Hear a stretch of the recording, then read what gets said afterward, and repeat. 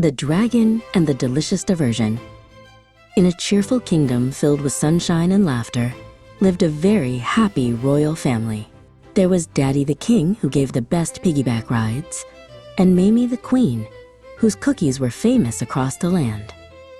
They had 4 wonderful children: the brave Prince Cesar, the clever Prince Stanlin, the wise 20-year-old Princess Tati, and the bubbly 6-year-old Princess Dialeni, who loved collecting interesting bugs. Their castle was perfect, except for one teeny tiny ginormous problem: a dragon.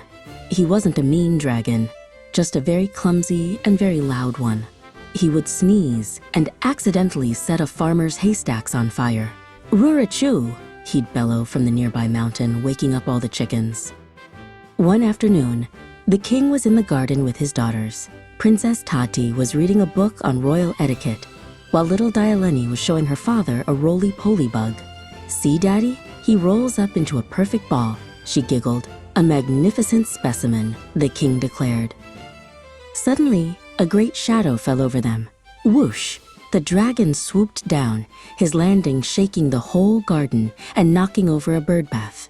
"Greetings!" he roared, a little too loudly. Dialeni yelped and hid behind her father.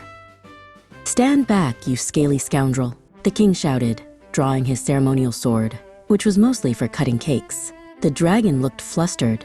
"I just wanted to borrow the little one," he stammered, and before anyone could react, he gently scooped up a squealing Dialeni in his giant claws.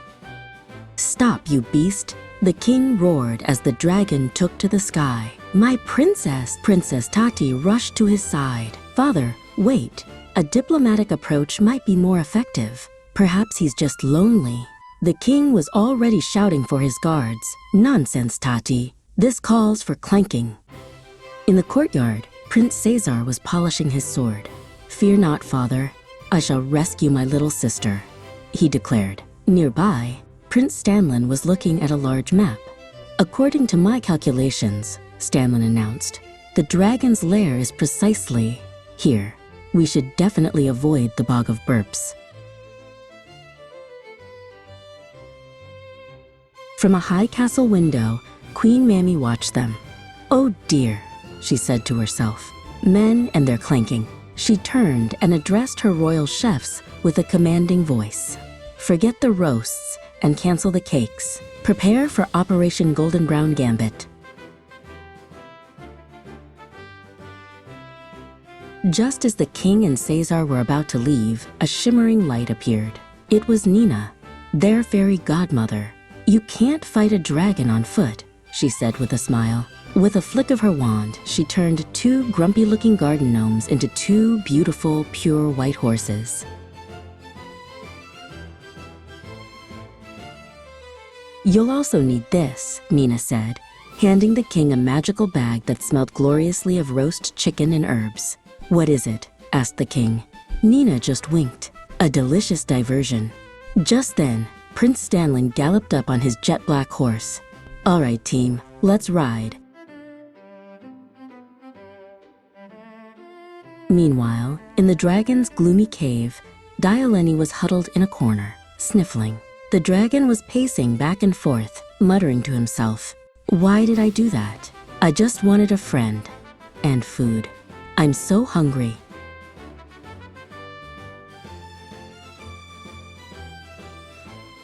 The dragon's tummy rumbled loudly.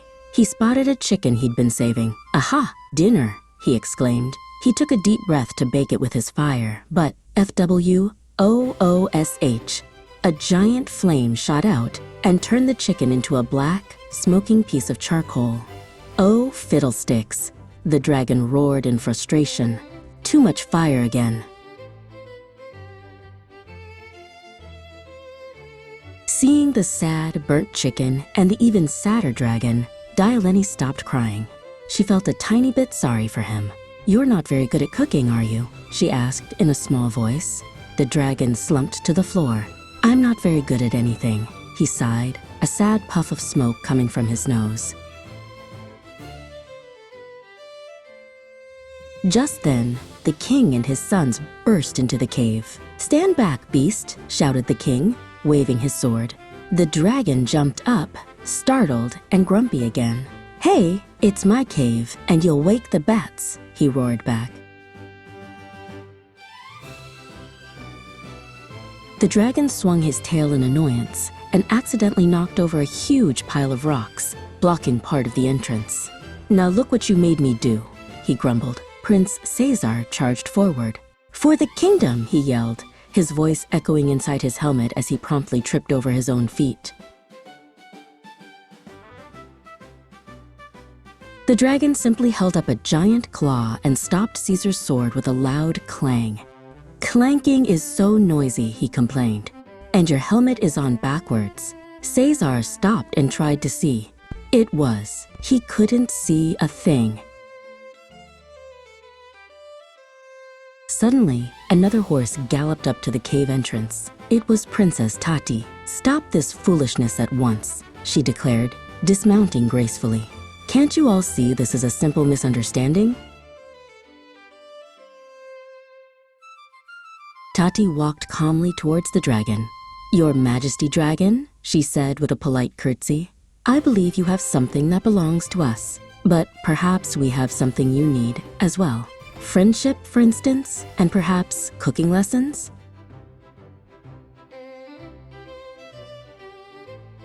The dragon was about to reply, but just then, the king remembered the bag. "Time for Operation Golden Brown Gambit," he yelled, and he hurled the bag into the center of the cave. Pop! It burst open, and out tumbled hundreds of perfectly roasted, golden brown chickens, filling the air with a heavenly scent.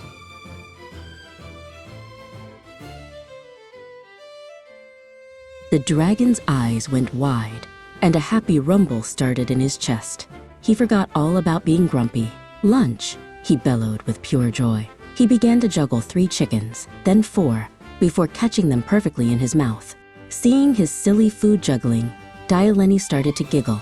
He wasn't a beast, he was just a big, goofy, and very hungry friend.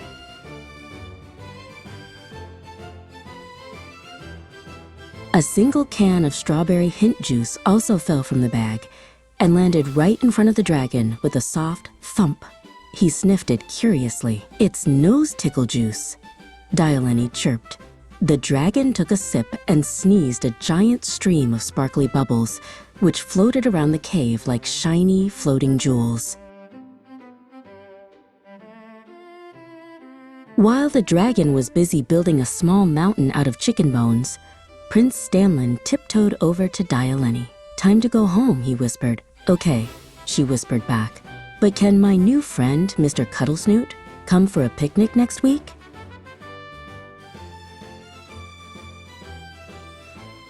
Tati smiled warmly at the very full dragon. "We will visit, Your Majesty, and we will bring more snacks."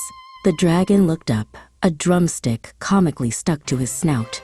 "And more nose tickle juice?" he asked hopefully. Tati laughed. "Of course, and more nose tickle juice."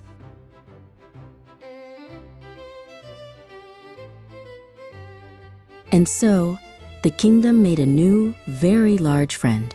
The dragon, whose name was actually Bartholomew, visited the castle often for picnics. They learned that sometimes the biggest problems aren't problems at all. Sometimes they're just new friends who are a little misunderstood, very hungry, and just need a little kindness, and a whole lot of roasted chicken.